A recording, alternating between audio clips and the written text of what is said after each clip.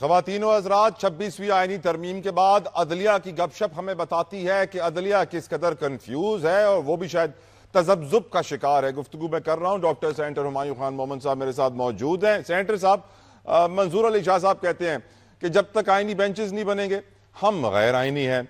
अकील अब्बासी कहते हैं अब ये केस सुन सकते हैं या नहीं, वक्त दीजिए। जस्टिस आयशा मलिक साहिबा कहती हैं प्रैक्टिस एंड प्रोसीजर कमेटी फैसला करेगी, वक्त तो लगेगा। पहले तो ये कहा गया था कि 26वीं आईनी तरमीम के बाद सबका वक्त बचेगा और जल्दी जल्दी केस सुने जाएंगे।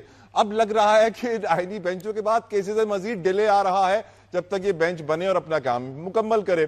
आपकी नजर में जजेस कंफ्यूजन का शिकार क्यों है, या फिर मैं गलत कह रहा हूं, कंफ्यूजन का शिकार बिल्कुल नहीं है? देखिए, इस तरह है, जब आप बगैर एविडेंस बेस के डिसीजन लेना शुरू कर दें, जब आप ये समझे कि जितने भी केसेस के जो डिले हो रहा है वो इस वजह से डिले हो रहा है कि जजों की तादाद कम है, तो फिर मुझे ये समझ नहीं आती कि इंडिया में अगर 4.5 करोड़ के ऊपर एक जज है तो सुप्रीम कोर्ट का, तो पाकिस्तान में 70 लाख के ऊपर हमें एक जज के रखने की जरूरत क्या थी।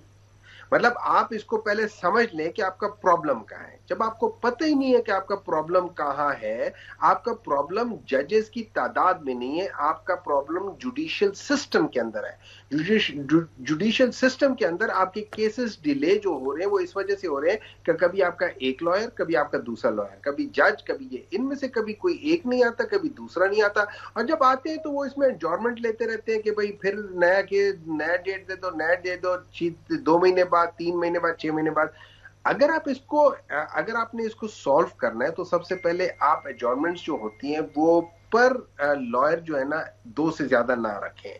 आप जो लोअर कोर्ट्स हैं उनके अंदर आप सिंपल उन्हें कह दें कि जी लोअर कोर्ट्स के अंदर 1 साल के अंदर अंदर फैसला नहीं आना है, जो हाई कोर्ट है उसके अंदर 6 महीने के अंदर नहीं आना है, और जो सुप्रीम कोर्ट है 3 महीने के अंदर नहीं आना है। ये सारी चीजें हो जाएंगी। सिर्फ मैनेजमेंट का इशू है, मैनेजमेंट का तरीका है।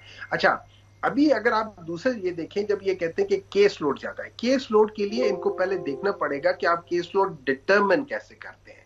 जनरली देखा जाए दुनिया केस लोड को डिटरमिन करती है मुख्तलिफ केसेस की बुनियाद पे। फॉर एग्जांपल, जो एक क्रिमिनल केस होता है उसको 1 पॉइंट दिया जाता है, जो सिविल केस होता है उसको 0.65 नंबर दिया जाता है, और जो क्रिमिनल कमर्शियल होता है जिसको दीवानी मुकदमा कहते हैं उसको वो 1.75 होता है। अब अगर हम 4 कोर्ट्स ले लें, उनके अंदर 100 केसेस हैं, लेकिन उनकी डिस्ट्रीब्यूशन ऐसी है कि एक में ज्यादा तादाद जो है वो दीवानी मुकदमों की और दूसरे में ज्यादा तादाद सिविल कोर्ट की है, तो दोनों कोर्ट्स के अंदर जो केस लोड होगा वो मुख्तलिफ तरीके का होगा, वो बहुत फर्क होगा।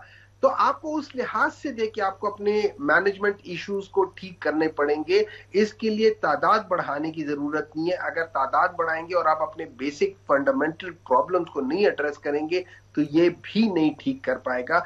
इसलिए ये आज कंफ्यूजन का शिकार है। नंबर 2, इन्होंने बेसिकली क्या किया, अपने मतलब के 7 जजेस को लेकर आ गए ताकि आईनी कोर्ट्स, और ये याद रखें आईनी कोर्ट्स में जितने भी केसेस होते हैं वो हुकूमत के खिलाफ होते हैं, तो हुकूमत अपने गैर आईनी फैसले इस आईनी कोर्ट से उसके इंटरप्रिटेशन ठीक करवाएगी, गलत फैसलों के अपने लिहाज से उसके रिजल्ट निकलवाएंगी। बेसिकली ये लोग ये कर रहे हैं, इन्होंने जुडिशरी को अपनी एक किस्म की वो नहीं होती खेल बनाने की कोशिश कर रहे हैं, ये उसको अंडरमाइन कर दिया है।